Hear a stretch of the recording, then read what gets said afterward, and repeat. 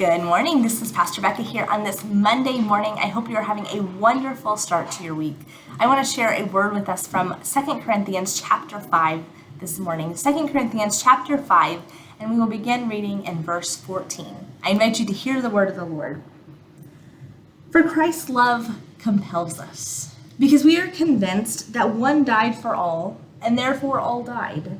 And he died for all, that those who live should no longer live for themselves, but for him who died for them and was raised again. So from now on, we regard no one from a worldly point of view. Though we once regarded Christ in this way, we do so no longer. Therefore, if anyone is in Christ, the new creation has come. The old has gone, the new is here. All this is from God, who reconciled us to himself through Christ and gave us the ministry of reconciliation. That God was reconciling the world to himself in Christ, not counting people's sins against them. And he has committed to us the message of reconciliation. We are therefore Christ's ambassadors, as though God were making his appeal through us. We implore you on Christ's behalf, be reconciled to God. God made him who had no sin to be sin for us, so that in him we might become the righteousness of God. And this is the word of the Lord for us this morning. Thanks be to God. I love this text that comes out of the letter written by Paul to the church in Corinth. I love this talk about this ministry of reconciliation that first belonged to Christ and now belongs to the church. And Paul here uses a really powerful metaphor. He uses the metaphor of the church being Christ ambassadors in the world. And I love what he says right after that.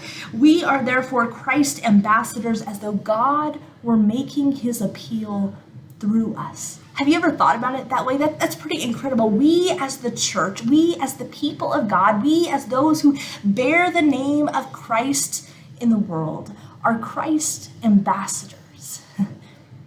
As though God were making his appeal through us. It's powerful to think about.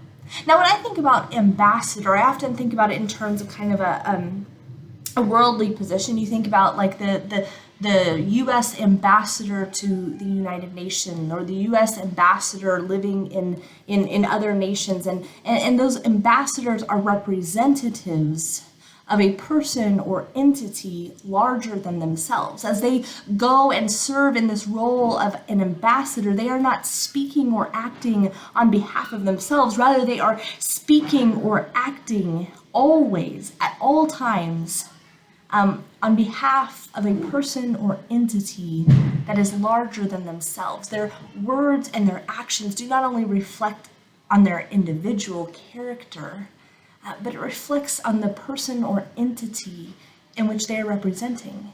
And as a part of that, they are never just representing or furthering their own agenda or plans, but their very purpose is to further the mission and the agenda of the person or entity in which they represent. It's a really important position to be an ambassador. It's a very, you have to be very trusted by the person or entity that you are representing, that you will represent them and their mission and their agenda faithfully. At all times, you are representing something larger than yourself. And it's the same for the church when you think about it. If we are ambassadors of Christ in the world, then at all times, we are representing someone larger than ourselves. We are not just I'm not just representing Rebecca when I speak or when I act. I'm not just representing Rebecca. I am representing Christ, as someone who bears the name of Christ, as someone who calls myself a Christ follower, as someone who has devoted myself to this way of Christ, as Christ ambassador. I am not just representing myself, I am representing Christ in the world. It is an incredibly high calling for the church. It's part of where we get the name Christian. A Christian literally means little Christs. And that's what the early church was intended to be, was to be little Christ in the world, recognizing that they don't just represent themselves. They're not just furthering their own mission or agenda. When they speak or when they act, they are always representing this Lord that they serve. It's a powerful calling. And I love what it says here. So God were making his appeal through us.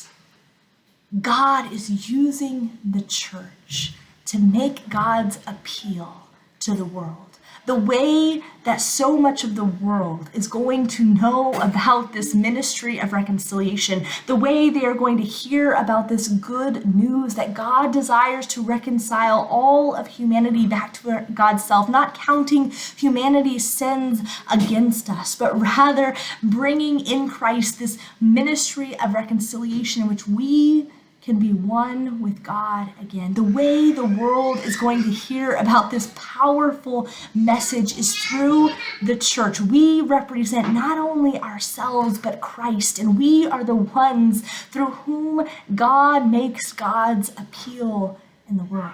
It is a beautiful calling. It is a high calling for the church.